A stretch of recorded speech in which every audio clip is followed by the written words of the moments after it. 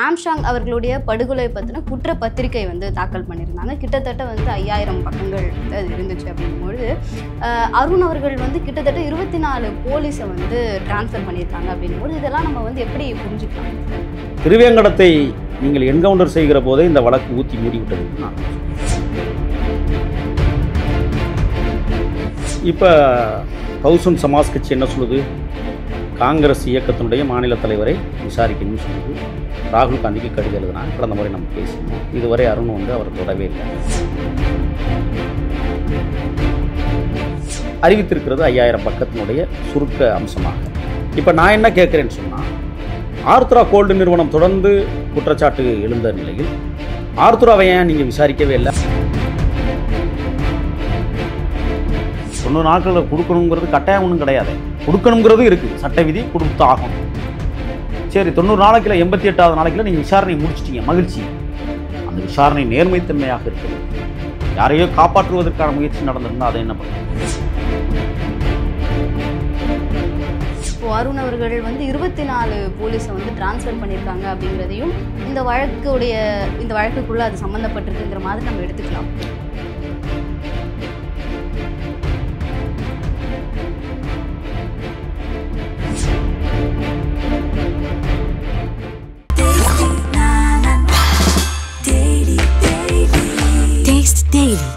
Reflect நேயர்களுக்கு வணக்கம். இன்னைக்கு நம்ம கூட அரசியல் விமர்சகர் முகில் வீரப்பனார் அவர்கள் தான் இணைஞ்சிருக்காங்க. அவர்கிட்ட பேசுறதுக்கு முக்கியமான விஷயங்கள் இருக்கு, வாங்க பேசலாம். வணக்கம் சார். வணக்கம். ஆம்ஸ்ட்ராங் அவர்களுடைய படுகொலை பற்றின குற்றப்பத்திரிகை வந்து தாக்கல் பண்ணியிருந்தாங்க. கிட்டத்தட்ட வந்து 5000 பக்கங்கள் வந்து அது இருந்துச்சு. அப்படின்னும்பொழுது அருண் அவர்கள் வந்து கிட்டத்தட்ட 24 போலீஸை வந்து டிரான்ஸ்ஃபர் பண்ணியிருக்காங்க. அப்படின்னும்போது இதெல்லாம் நம்ம வந்து எப்படி புரிஞ்சுக்கலாம்? குற்றநகல் அறிக்கையை நான் இன்னும் பார்க்கவில்லை, படிக்கவில்லை. படித்ததற்கு பிறகுதான் அது இவர்கள் சரியான கோணத்தில் விசாரணை செய்திருக்கிறார்களா அல்லது உச்சநீதிமன்றத்துக்கே சென்று வழக்காடி வேறொரு விசாரணை கமிஷனை அமைக்க முடியுமா என்பதை பார்க்க முடியும். இரண்டாவது குற்றவாளியாக கருதக்கூடிய சம்பவம் செந்திலை இதுவரை கைது செய்யப்படவில்லை. அடுத்து வழக்கறிஞரான மொட்டை ஒருத்தர் இருக்கிறார், மொட்டை கிருஷ்ணன் இருக்கார், அவர் இன்னமும் கைதாகவில்லை. மூன்றாவது குற்றவாளியாக அஸ்வத்தாமனும் முதல் குற்றவாளியாக அவருடைய தந்தையார் வேலூர் சிறையில் இருக்கிற நாகேந்திரனும் இருப்பதாக அருண் அவர்கள் அறிவித்திருக்கிறார்கள். அவருடைய அறிவிப்பின்படி நாகேந்திரன் அவர்கள் வேலூர் சிறையிலிருந்து சதித்திட்டம் தீட்டினார் என்றால், அவர் அந்த படுகொலைக்கு மூல காரணம் என்றால், நேரடியாக அவர் அந்த கொலையிலே பங்கு பெறவில்லை, கொலை செய்ய உத்தரவிட்டார். அப்போ அவருக்கான வழக்கு முதல் குற்றவாளி எப்படி பொருந்தும் என்பது எனக்கு தெரியல. சட்டம் இடிக்குது. அப்போ கொலை செய்தவர்கள் எத்தனை குற்றவாளிகள் என்பதை நாம் பார்க்கணும். திருவேங்கடத்தை நீங்கள் என்கவுண்டர் செய்கிற போதே இந்த வழக்கு ஊற்றி மூடிவிட்டது என்று நான் சொன்னேன். நேற்றைய முன்தினம் அண்ணனுக்கு 90வது நாள். பௌத்த முறைப்படி 90வது நாள் தான் அவர்கள் அந்த சம்பிரதாயங்களை செய்வார்கள். மெழுகுவத்தி ஏந்தி அமைதி பேரணி செல்ல வேண்டும் என்று காவல்துறையிடம் மனு போட்டு கேட்டு பகுஜன் சமாஜ் கட்சி விண்ணப்பித்திருந்து காவல்துறை ஒப்புதல் கொடுத்து மீண்டும் ரத்து செய்திருக்கிறது ஒரே நாளில். ஒரு வாரத்திற்கு முன்பே அதை ரத்து செய்திருப்பார்களே, ஆனால் அவர்கள் உயர்நீதிமன்றம் வரை சென்று வழக்காடி அந்த அமைதி பேரணியை அவர்கள் நடத்தியிருப்பார்கள். ஏன் வந்து அமைதி பேரணி நடத்த இந்த அரசு தடை போடுது? என்ன காரணம்? சட்டம் ஒழுங்கு கெட்டுமா? அப்போ சட்டம் ஒழுங்கு கெடும்னு சொன்னால் அப்போ உங்கள் விசாரணையில் ஏதோ தப்பு இருக்குன்னு தானே இருக்கும். அதுக்கு தானே நீங்கள் பயப்படுறீங்க. நம்ம கடந்த முறை நம்ம பேசும்பொழுது கூட சொல்லியிருந்தோம், செல்வ பெருந்தகை அவர்களுடைய பேர் வந்து உள்ளே அடிப்படுது, ஆனால் இன்னும் வந்து அவர் கைதோ அல்லது அவரை வந்து விசாரிக்கணும் அந்த மாதிரியான எந்த நடவடிக்கைகளும் எடுக்கப்படலை அப்படின்னு நம்ம பேசியிருந்தோம். இப்போ பகுஜன் சமாஜ் கட்சி என்ன சொல்லுது? காங்கிரஸ் இயக்கத்தினுடைய மாநில தலைவரை விசாரிக்கணும்னு சொல்லுது. ராகுல் காந்திக்கு கடிதம் எழுதுனா கடந்த முறை நம்ம பேசியிருந்தோம். இதுவரை அருண் வந்து அவர் தொடவே இல்லை. ஏன் தொடரலைங்கிறது அவருக்கு தான் வெளிச்சம். ஒருவேளை 90 நாட்களுக்குள் குற்றநகல் அறிக்கையை கொடுத்து விட்டால் விசாரணை முடிந்துவிட்டது என்று அருண் கருதுகிறாரா என்பதை பார்க்க. மரியாதைக்குரிய அருண் அவர்கள் சட்டம் பயின்றவர். பிற குற்றவாளிகள் இன்னும் சேர்க்கப்படவில்லை என்றால் மறு குற்றநகல் அறிக்கையும் தயார் செய்வதற்கு சட்டத்தில் இடம் இருக்கிறது. இப்போ சம்பவம் செந்தில் எந்த இடத்துல 2வது குற்றவாளியை நீங்கள் அறிவிச்சிங்கிறது காட்டணும். இப்போ என்ன 4 சம்பவங்களை இந்த 5000 பக்கத்தில் குறிப்பிட்டிருப்பதாக தகவல். ஒன்று, அசோத்தாமனுடைய அரசியல் வளர்ச்சியை தடுத்து கொண்டிருக்கிறார் ஆம்ஸ்ட்ராங், அதனால் நாகேந்திரன் படுகொலை திட்டம் தீட்டினார். முதல் இது. 2வது இது, என் கணவர் இறந்த ஓராண்டுக்குள் ஆம்ஸ்ட்ராங்கை கொல்ல வேண்டும், என்னிடம் இருக்கிற 5 பவுன் நகையை உங்களிடத்தில் தந்து விடுகிறேன் என்று சொன்ன ஆற்காடு சுரேஷனுடைய மனைவி பொற்கொடி சொன்னதாக குற்றநகல் அறிக்கையிலே இருப்பதாக சொல்லப்படுகிறது. 2. 3வது சம்பவம் செந்திலுக்கு ஒரு வீடு பிரச்சனையில் 30 லட்ச ரூபாய் பணம் பேரம் பேசப்பட்டது. அந்த பணத்தில் பகுஜன் சமாஜ் கட்சியை சேர்ந்தவர்கள் உள்ளே புகுந்து கட்ட பஞ்சாயத்து செய்து சம்பவம் செந்திலிடமே 10 லட்சம் வாங்கி சென்றதாக ஒரு விஷயம் சொல்லப்படுகிறது. 3. 4வது அஸ்வத்தாமனுடைய வளர்ச்சி, ஆம்ஸ்ட்ராங் அவர்களுடைய வளர்ச்சி அபரிமிதமாக போய் கொண்டிருக்கிறது. இவருடைய வளர்ச்சியை தடுக்காவிட்டால் எந்த அரசியல், எந்த ஒரு பணம் பார்க்கிற தொழிலும் நடைபெறாது. பெரிய முட்டுக்கட்டையாக இருக்கிறார் ஆம்ஸ்ட்ராங். இந்த 4 விஷயத்தை காவல்துறை அறிவித்திருக்கிறது 5000 பக்கத்தினுடைய சுருக்க அம்சமாக. இப்போ நான் என்ன கேட்குறேன்னு சொன்னால், ஆர்த்ரா கோல்டு நிறுவனம் தொடர்ந்து குற்றச்சாட்டு எழுந்த நிலையில் ஆர்த்ராவை ஏன் நீங்கள் விசாரிக்கவே இல்லை? ஆனால் ஆர்த்ரா இதற்கு தொடர்பே இல்லை என்று குற்றநகல் அறிக்கையில் சொல்லப்படுவதாக செய்திகள் வெளியாகிறது. யாரை கூப்பிட்டு விசாரிச்சிங்க, என்ன கூப்பிட்டு விசாரிச்சிங்க, அவங்க என்ன சொன்னாங்க, அதற்கு பின்னணியில் இருப்பவங்க யார், ஏன் அதை மூடி மறைச்சி மக்கள் மன்றத்தில் ஏன் அதை காட்டலை? எல்லாத்தையும் காட்டினீங்களா? அண்ணனை வெட்டி கொண்டவங்கள தலைக்கவசம் போட்டுக்கிட்டு இருந்தவனே இவன் தான் திருவேங்கடா, இவன் தான் அருண், இவன் தான் ஆற்காடு சுரேஷ் தம்பி பொன்னைப்பாடு அப்படிலாம் நீங்கள் சொல்ல முடிஞ்சதில்ல? ஏன் ஆர்த்ரா கோல்டு நிறுவன விசாரணையை ஓப்பன் பண்ணல? நீங்கள் யாரை காப்பாற்றுறதுக்காக? நான் சொன்னேன் திருவேங்கடம் என்கவுண்டர் ஊற்றி மூடியாச்சு அண்ணன் ஆம்ஸ்ட்ராங் வழக்குன்னு சொன்னேன். அதான் இப்போவும் நடந்துக்கிட்டு இருக்குது. யாரெல்லாம் குற்றவாளிகளாக கருதப்படக்கூடியவர்கள் உண்மையை சொல்வார்களோ அவர்கள்லாம் என்கவுண்டர் முடிஞ்சு. அப்புறம் இது விசாரணை சரியாக இருக்கும். ஆனால் நடக்கக்கூடிய என்கவுண்டர்ஸை விசாரணை சரியான போக்கில் தான் போகுதுங்கிற மாதிரியாகவும் புரிஞ்சுக்கலாம் இல்லையா? அதாவது காவல்துறையினுடைய விசாரணையை நான் மதிக்கிறேன், இல்லைன்னு சொல்லலை. மக்களுக்கு உண்மையை சொல்லுங்கன்னு தானே நம்ம சொல்கிறோம். ஏன் அதை சொல்ல மறுக்க? சரி, உங்களுடைய விசாரணை ரகசியமாக்கப்படுமானால் அப்போ ஏன் சிசிடிவி ஃபுட்டேஜை வெளியிட்டீங்க? இந்த கேள்வி இருக்குல்ல, அதையும் ரகசியம் பாதுகாத்துருக்கணும்ல. அப்போ உங்கள் இஷ்டத்துக்கு நீங்கள் ஒரு சிசிடிவி ஃபுட்டேஜை வெளியிடுவீங்க, அதை நாங்கள் நம்பிக்கிட்டே இருக்கணுமா? நீங்கள் சொல்கிறதெல்லாம் நாங்கள் நம்பணும்னு என்ன சட்ட விதியா? எங்களுக்கு எழுப்புகிற சந்தேகங்களுக்கு பதில் சொல்லுங்க. நான் அண்ணனால் வளர்க்கப்பட்ட ஒரு தம்பி, நான் பரிதவித்து நிற்கிறேன் அண்ணனை இழந்துட்டு. நான் கேட்குற கேள்விக்கு பதில் சொல்லுங்கள். ஏன் இப்போ திருவேங்கடத்தை என்கவுண்டர் பண்ணீங்க? உண்மையான என்கவுண்டரா? எனக்கு விளக்கம் சொல்லுங்கள். சிசிங் ராஜா இந்த கொலை வழக்கில் தொடர்புடையவர் என்று சொன்னீங்க முதல்ல, அதுக்கப்புறம் தொடர்பே இல்லைன்னு ஒருத்தரை விட்டு அறிவிக்க சொன்னீங்க. ஒரு எஸ்பி கேட்டகரியில் உள்ளவரை கூப்பிட்டு நீங்கள் அறிவிக்க சொன்னீங்க. அப்போ சிசிங் ராஜாவுக்கும் ஆம்ஸ்ட்ராங் கொலைக்கும் சம்மந்தம் இல்லை. அப்புறம் அவரை பேரை ஏன் அடிபட வச்சிங்க? சரி, ஃபஸ்ட்டு 8 பேர் சரண்டர் ஆனாங்களா? நீங்கள் கைது பண்ணீங்களா? இதுவரை விளக்கம் கொடுத்துருக்குறீங்களா? ஏன் பிழையாக செஞ்சுக்கிட்டு இருக்கிறீங்க? உண்மையை உலகத்துக்கு சொல்லுங்கன்னு தான் நம்ம சொல்றோம். தரப்புல இருந்து தொடர்ந்து எல்லா விஷயங்களும் வெளியே சொல்லிக்கிட்டே இருக்காங்க அப்படின்னா அது இப்போ மறைஞ்சிருக்கக்கூடிய குற்றவாளிகளுக்கு சாதகமாக போய் முடிஞ்சிடும் இல்லையா? கண்டிப்பாக அதை தான் அவங்க பண்ணிக்கிட்டு இருக்காங்க. இப்போ ஒவ்வொரு நாள் நடவடிக்கை. நான் என்ன கேட்குறேன்னா, சிசிங் ராஜாவை ஆந்திராவில் நாங்கள் பிடிக்க போகிறோம்னாங்க, தப்பிச்சிட்டாருன்ட்டீங்க. சேலையூர் பகுதியில் ஒன்றாவது சூரட்டி விட்டீங்க, காணாமல் போய்விட்டார், கண்டுபிடித்து தருவர்களுக்கு தக்க சன்மானம் வழங்கப்படும்னு சேலையூர் பகுதியில் சூரட்டி விட்டுறீங்க.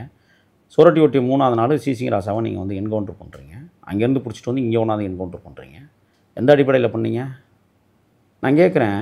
2200 A+ குற்றவாளிகள் தமிழ்நாட்டில் இருக்கிறார்கள். நீங்கள் பிடிக்கிற ஒவ்வொரு குற்றவாளி கையிலையும் துப்பாக்கி இருக்குன்னே காட்டிக்கிட்டு இருக்கிறீங்க.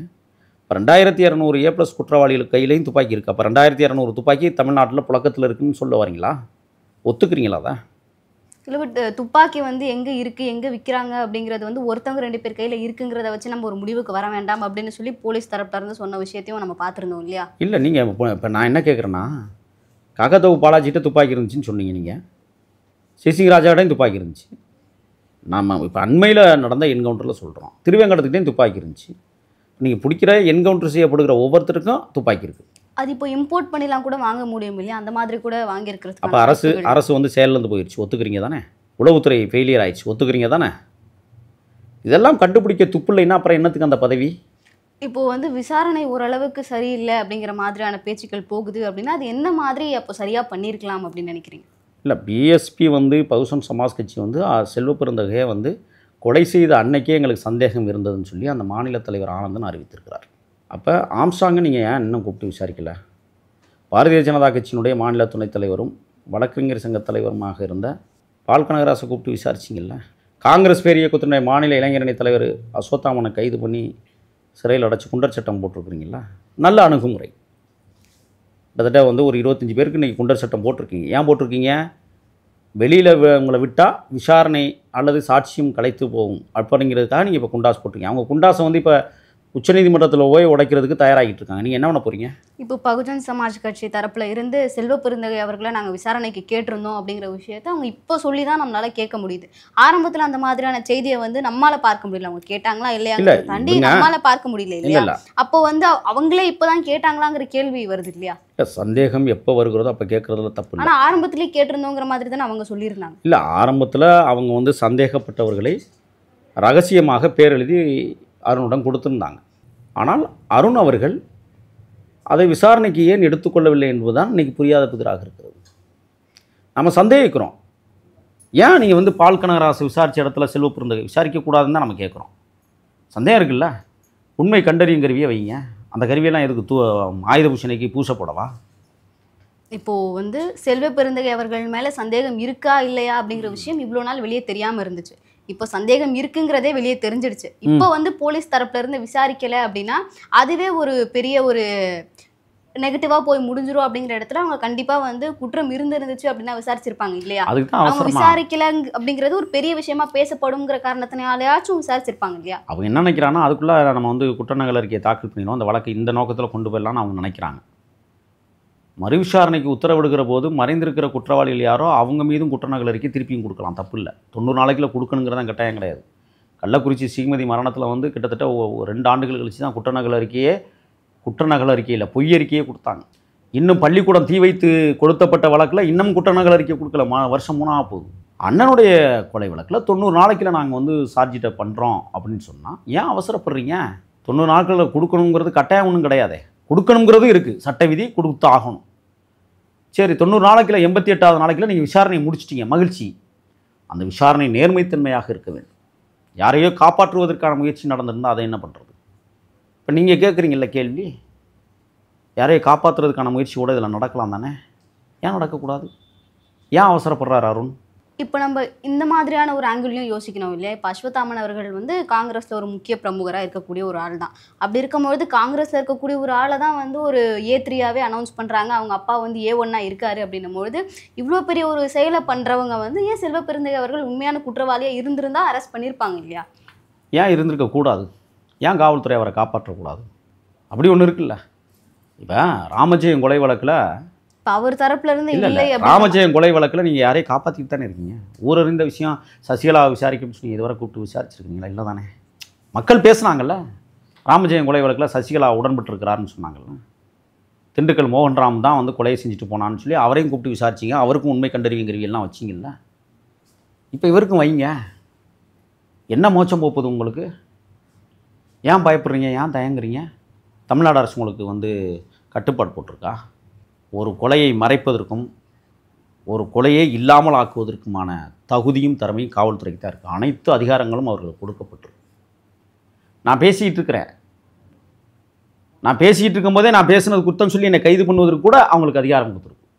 ஆனால் பேச்சுரிமை பாதிக்கப்படக்கூடாது என்பது சட்ட விதி இருக்குது. அதையும் காவல்துறை மறக்குதில்ல. ஆக நீங்கள் 5000 பக்கத்தை கொடுத்து மக்களை ஏமாற்றணும்னு நினச்சிடாதீங்க. அடுத்தடுத்த வழக்குகள் ரொம்ப மோசமாக போகுது. ஏன்னா பிஎஸ்பி சும்மா சாதாரண தொண்டர்களை நிறைந்த கட்சி அல்ல, வழக்கறிஞர்களை நிறைந்த கட்சி. ஒவ்வொருத்தரும் ஒவ்வொரு கோணத்தில் அண்ணன் ஆம்ஸ்ட்ராங் அவர்கள் படுகொலையிலும் நிறைய வழக்கறிஞர்கள் தானே உள்ளே இருக்காங்க. அதான் அண்ணன் படிக்க வச்ச ஆளுமை மிகுந்த வழக்கறிஞர்கள் உள்ளே இருக்காங்க. இன்றைக்கி அண்ணியார் ஒரு பேட்டி கொடுத்துருக்காங்க, தெரியுமா உங்களுக்கு? சாவித்திரி பாய் தன் தகப்பனை தேடுகிறது என்கிற அந்த சொல்லாடல் கண்கலங்க வைக்கிறது. அண்ணன் காட்டிய வழியில் அண்ணி பயணிக்க தொடங்குகிறேன்னு சொல்லி இன்றைக்கி பேட்டி கொடுத்துருக்காங்க. பாருங்கள், அண்ணி இதுவரை பேட்டியே கொடுத்ததில்லை, இன்றைக்கி கொடுத்துட்டாங்க.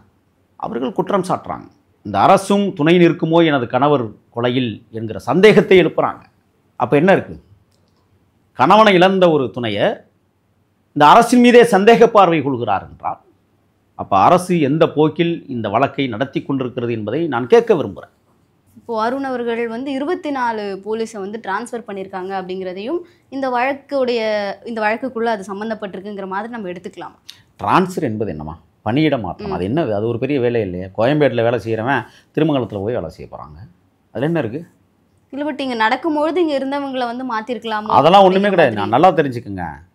ஒரே ஒரு செய்தி தான், காவல்துறைக்கான ஒரு கூட்டு முயற்சி இருக்குல்ல. நீங்கள் நான் தான் சொல்கிறேனே, கோயம்பேட்டில் இன்ஸ்பெக்டராக வேலை செய்கிறவர் திருமங்கலத்தில் வேலை செய்வார். அங்கே இருக்கிற காவல்துறையில் மற்ற எல்லா அதிகாரியும் அவருக்கு பழக்கமாக இருப்பாங்க. திருமங்கலத்தில் இருக்கிற காவல்துறை அதிகாரி அண்ணா நகருக்கு மாற்றினாலும் அண்ணா நகரில் இருக்கிற காவல்துறை அதிகாரியும் திருமங்கலத்தில் இருக்கிற காவல்துறை நண்பர்களாக இருப்பாங்க. நீங்கள் பணியிட மாற்றம் பண்ணால் வழக்கு வந்து வெளிச்சத்துக்கு வந்துருமா? இல்லை.